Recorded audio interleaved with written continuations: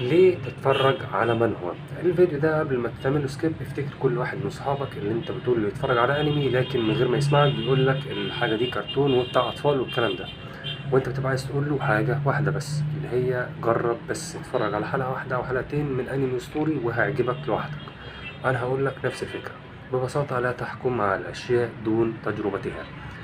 عايزك في فيديوهات كتيرة جدا ممكن تبحث عن المنهوات الأسطورية براحتك أو المنهو اللي انت تتناسب مع ذوقك، وتتفرج على أو تقرأ فصلين منها بس، وهتقولي أنا ما بحبش القراءة. هقول لك دي مش زي القراءة بتاعة المدرسة، دي قراءة حاجة هتعجبك.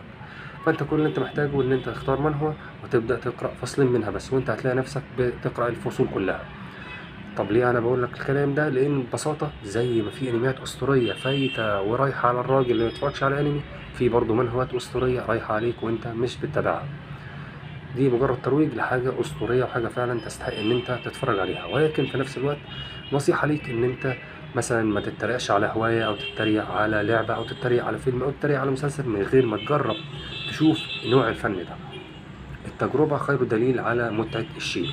فجرب كل حاجة وحاول تشوف كل حاجة قبل ما تحكم عليها. يلا سلام.